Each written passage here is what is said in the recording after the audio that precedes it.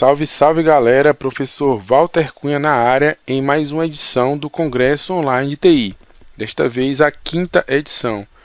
Gostaria de parabenizar o Rafael Libânio pela organização do evento e agradecê-lo por mais uma vez ter me convidado. Como é a praxe, a gente vai se apresentar como palestrante, né? Depois eu vou adentrar o tema que foi retirado mais uma vez, né, de um artigo que eu publiquei lá no Profissionais de TI, minha formação diverge da do edital. E agora? Então a gente vai analisar vários aspectos de quando essa situação ocorre e ela é muito rotineira, tudo bem? Então vamos lá para a minha apresentação. Bom, sou Walter Cunha, natural de Fortaleza, Ceará, residente atualmente em Brasília, professor de TI para concursos desde 2007, então ano que vem eu vou estar completando 10 anos nessa área. Sou auditor federal de controle da Controladoria Geral da União na especialidade de Tecnologia da Informação, entrei lá em 2009 e atualmente estou trabalhando na área de planejamento estratégico. Tá? Minha formação, eu tenho MBA em Gerenciamento de Projetos pela Fundação Getúlio Vargas e sou graduado em Eletrônica pelo Instituto de Tecnologia Aeronáutica de 2000. Aqui são algumas das iniciativas. Então, onde tem essa correntinha aí, né, no mapa mental, quer dizer que tem um link, se você clicar, você vai ser direcionado para o site.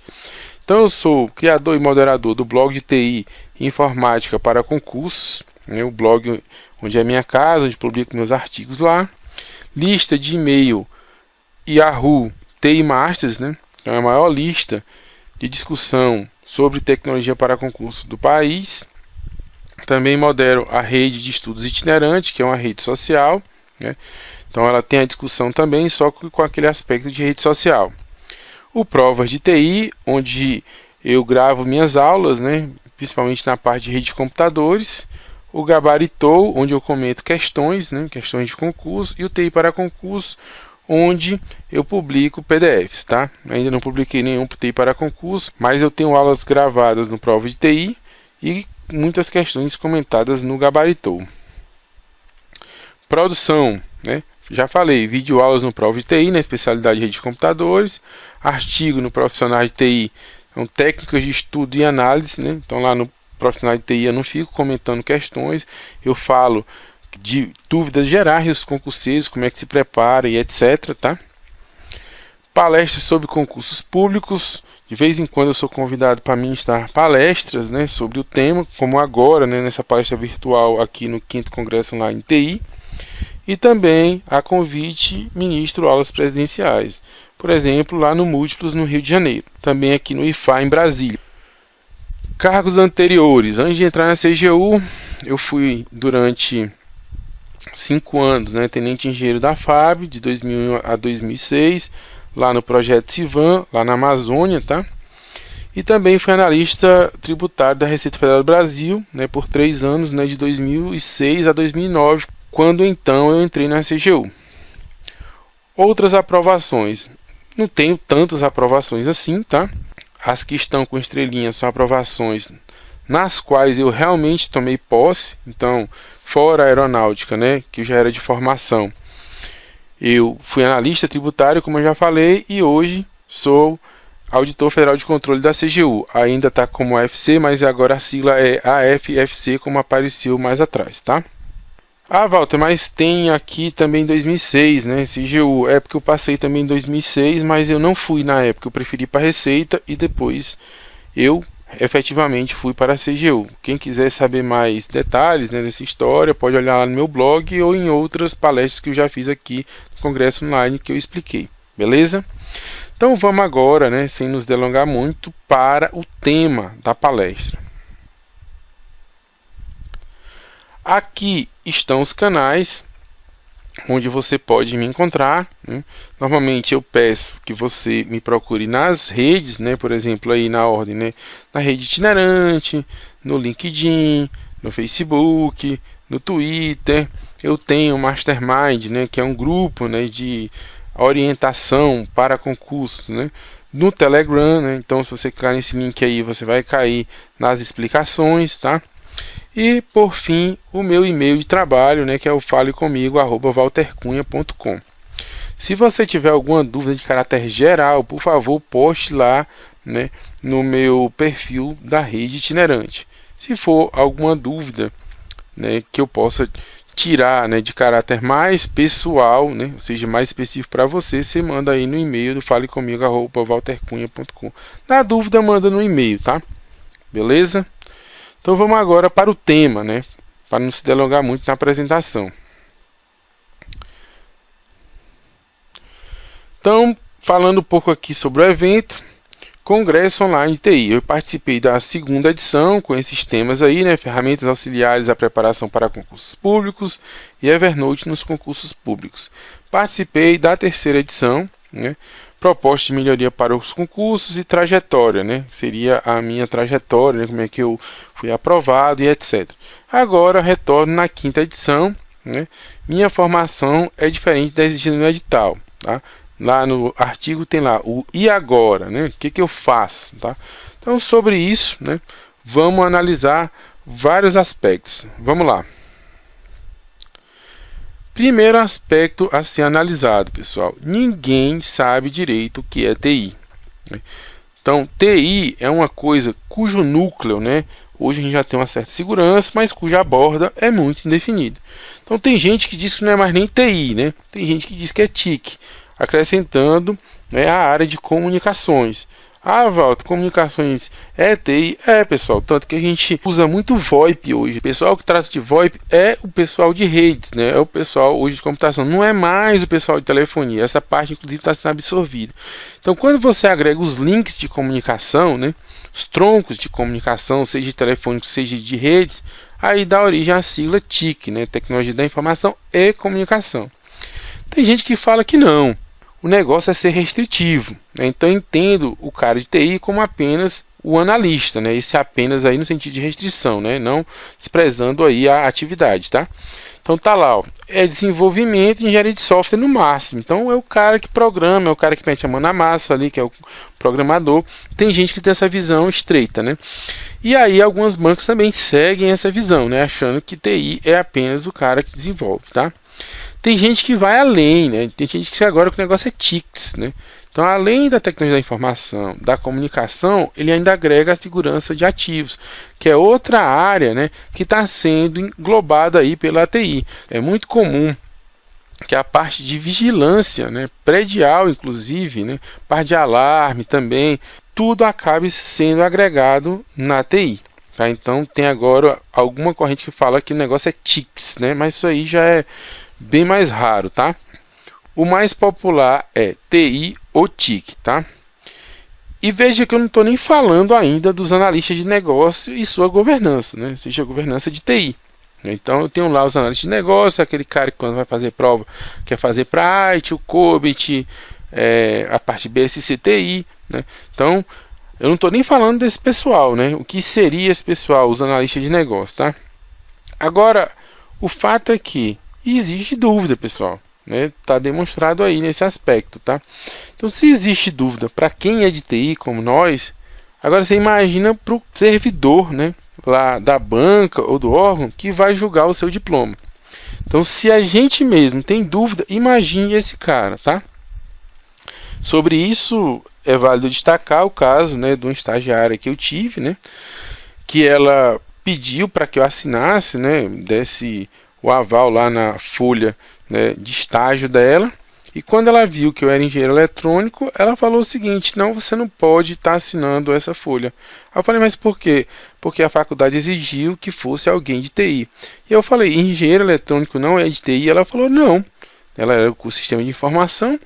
E eu falei para ela, vem cá, quem você acha, né, que projeta, né, que constrói os DSPs, né, das máquinas, né? Quem é que projeta o processador, a própria máquina, etc. Tá? Então, veja que ela já tinha dúvida, né? Ou seja, será que um engenheiro de eletrônica, ele é TI ou não é? Né? Isso aí foi só um caso aí para que você possa refletir e que foi uma situação de fato que aconteceu. Vamos para o aspecto 2, tá? Falta de uniformização dos nomes dos cursos de TI. Então aí, pessoal, aí vai da criatividade, tá? O negócio tá liberado, né? Então, eu tinha antes, né, nos primórdios, o curso de processamento de dados, que praticamente não existe mais. Depois ele passou a se chamar informática. Depois ele passou a se chamar ciência da computação. Por fora, né, corriam as engenharias, né, com a sua carga pesada de cálculo. Então, tem engenharia de computação, tem engenharia de telecom, tem engenharia eletrônica, de mecatrônica. Também começaram a nascer cursos mais específicos, né, sistemas de informação, engenharia de redes, né, desenvolvimento de sistemas, engenharia de software. E hoje em dia, né, relacionado aí com o curso de TI, você teria até o curso de mídias digitais, tá? Então, eu tenho vários cursos.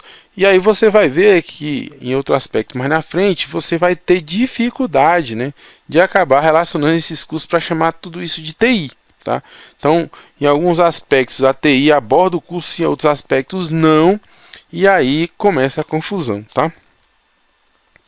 3. Falta de regulamentação da TI. Eu não vou entrar no vespeiro de dizer que a regulamentação é boa ou não é boa, tá? Isso é um vespeiro. Então tem quase que um chiitismo, né? Tanto de um lado a favor quanto do lado contra. Eu não vou entrar aí, tá? O que eu vou analisar é o seguinte: obviamente, para o mercado, né? O mercado privado, que é tradicionalmente liberal, né? É melhor que não se regulamente.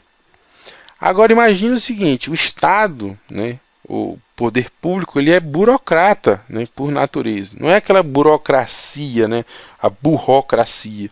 Mas mesmo que eu tenha processos otimizados, o Estado sempre vai prezar pela burocracia. Por quê?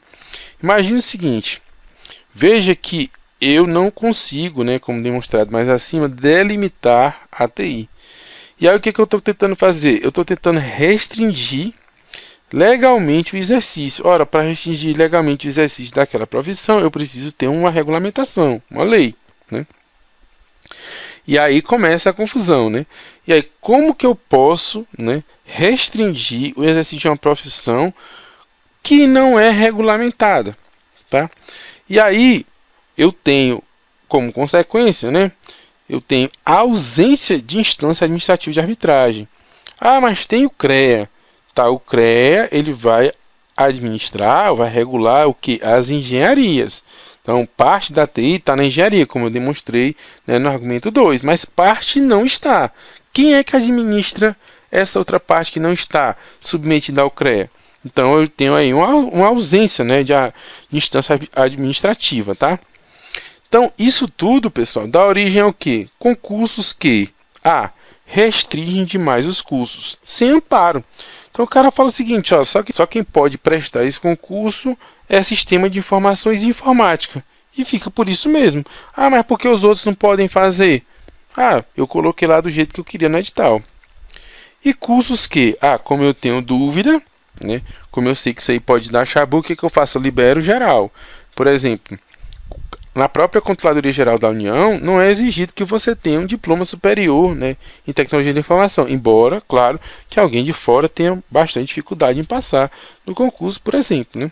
Só que aquelas pessoas que têm a formação na área se sentem melindradas, né, se sentem prejudicadas. Ora, eu passei 5 anos, né, estudando numa faculdade de tecnologia para depois não ser beneficiado, né? Isso também não me parece, né, a melhor prática. Mas ocorrem esses dois extremos aí, ou libera geral ou restringe-se demais, tá bom? Quarto aspecto: a lenda de que o edital do concurso é a lei do concurso, né? A lei aí com L maiúsculo. Edital, pessoal, é um instrumento infralegal, então a rigor ele não é lei. O que quer dizer isso, Walter? Quer dizer que ele não pode criar obrigações, não pode restringir, ele não pode limitar direitos, né? Ele pode apenas detalhar, ele pode apenas normatizar, regulamentar. É claro que cada uma dessas palavras que eu falei agora tem um significado próprio, né? Mas o fato é que é um instrumento infralegal, tá?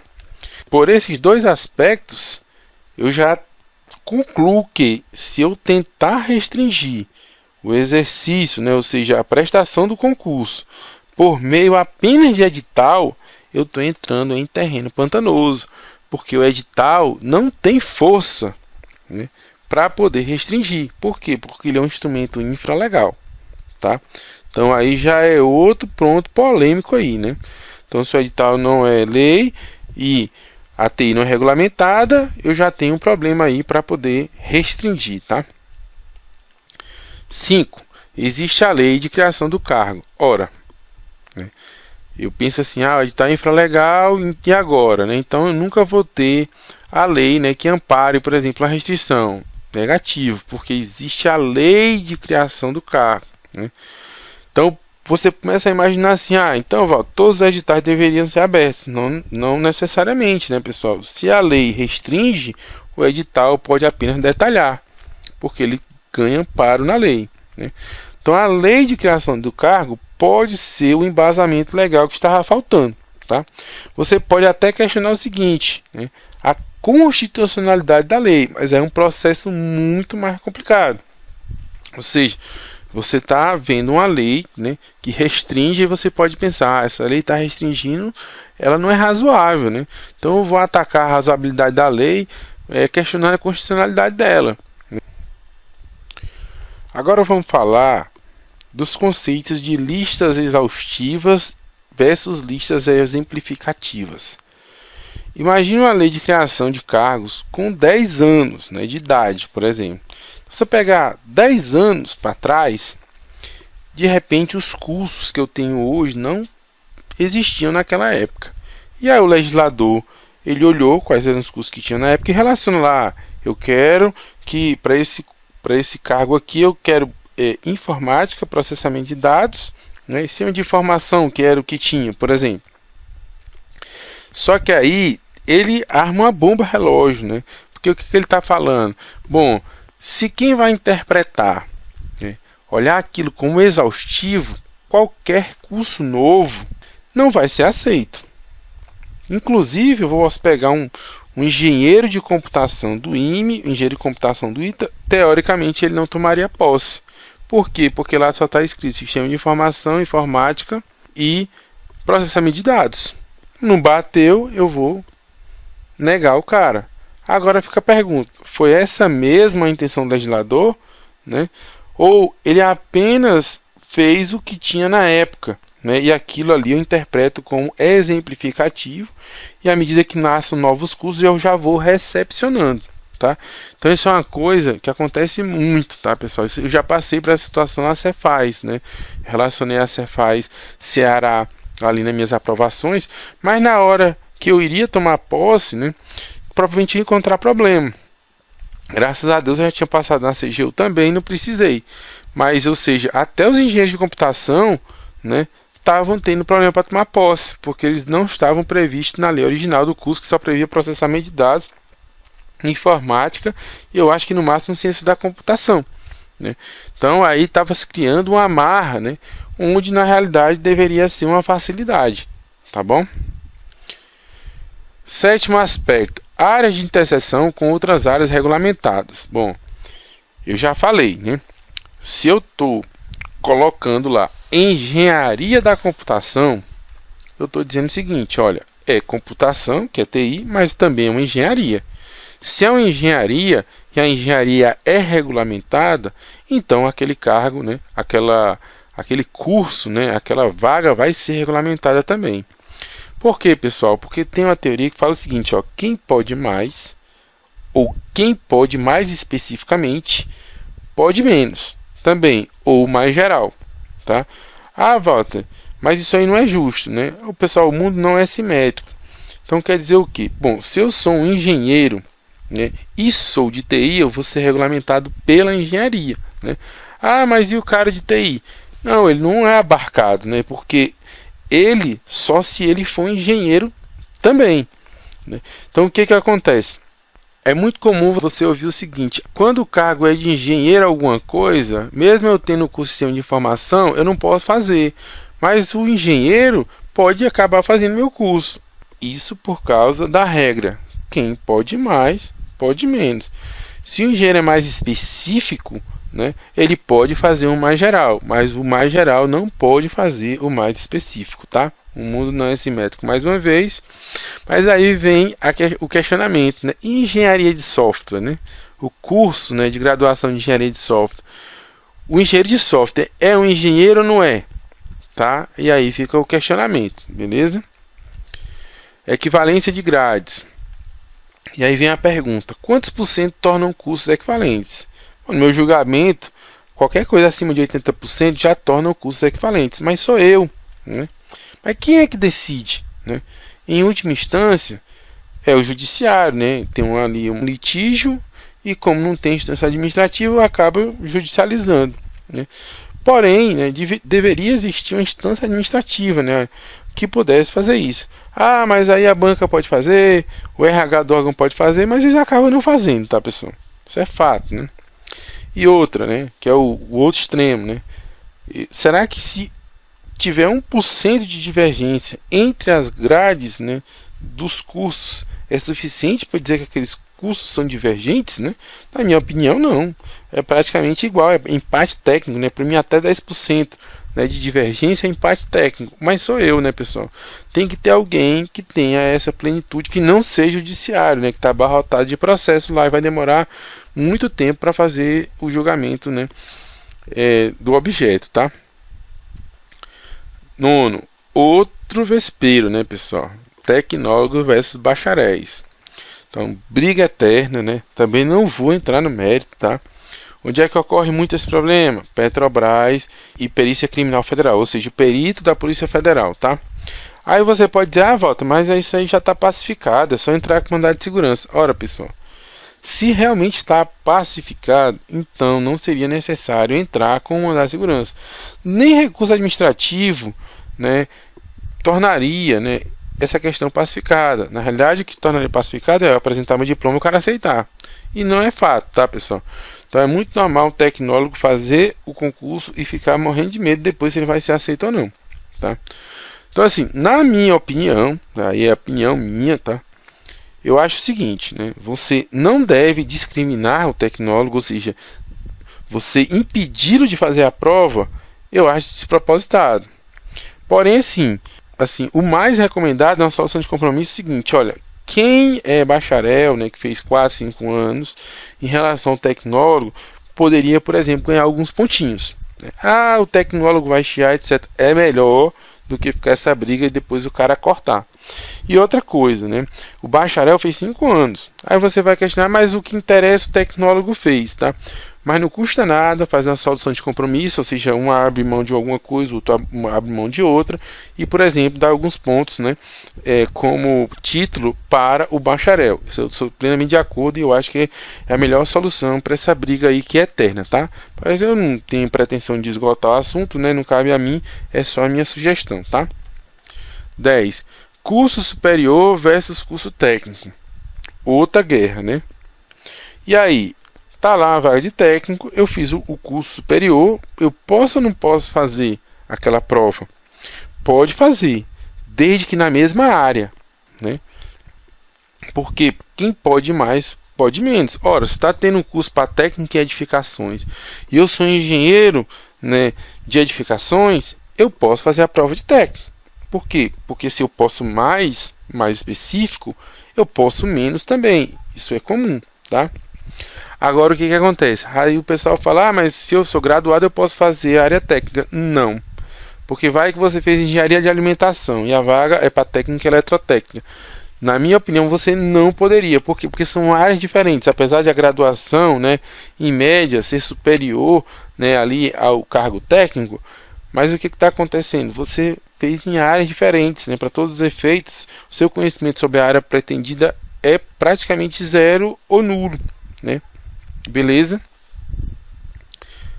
O seu conhecimento sobre a área adquirida é praticamente zero, então não justifica, certo? Então, se não for na mesma área, não deveria, né, poder fazer. Ou seja, o engenheiro de alimentação não poderia fazer uma prova de técnico e eletrotécnico. A não ser, é claro, que o concurso seja aberto, como da CGU, ou seja, está liberado qualquer tipo de graduação, aí ele vai lá e pode fazer, tá? Superior em qualquer área de TI, mais pós. superior em qualquer área, né, de formação, mais pós em TI. Bom, essa daí tem sido a solução de compromisso mais usada para quem não é formado na área, tá?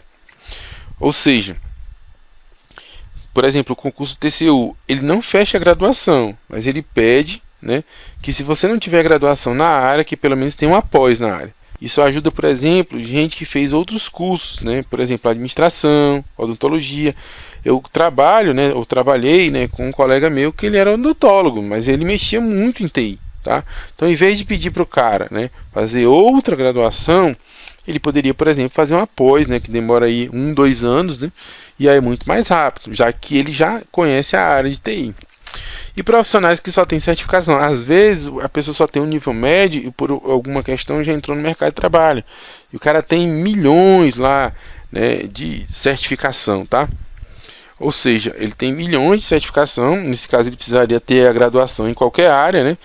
Mas ele teria certificações em TI e ele acaba, em vez de ter que fazer, né, um novo vestibular, um novo curso, ele acaba fazendo só uma pós na área, tá?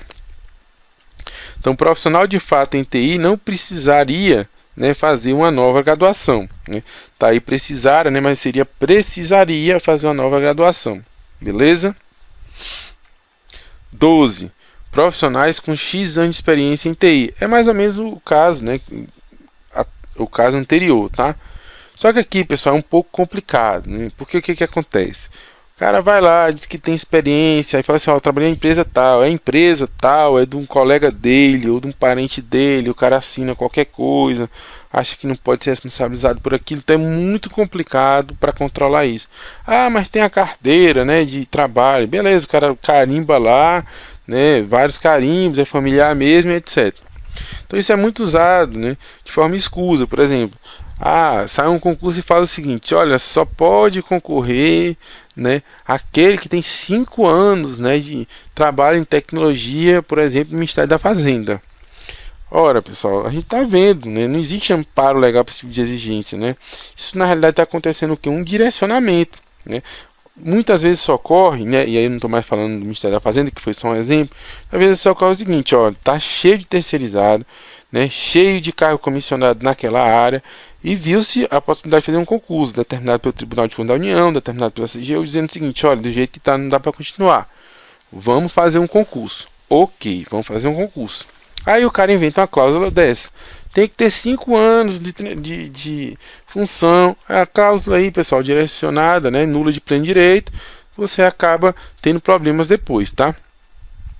Nesse caso, que eu acho o seguinte, ó, seria o caso de colocar também apenas como classificatório. Quer dizer o quê? Dá um pontinho para esse cara, mesmo que ele esteja mentindo, né? Você dá uns pontinhos, né, que não defina resultado, né? Bota 1, 2, 3, 5 pontos lá, no máximo. E aí pronto, né? Tá tamponado. E aí você ainda tem a competição, embora ele tenha um pouquinho mais de vantagem do que você, tá? Mas mais uma vez, pessoal, isso é muito complicado, tá? É muito complicado de controlar isso, né? De controlar documentos fraudulentos, né? Que acabem chegando a você, tá? 13. Nossa cultura de judicialização. O que quer dizer isso? Bom, eu sou um cara que estou querendo fazer com que a coisa ande, né? Etc.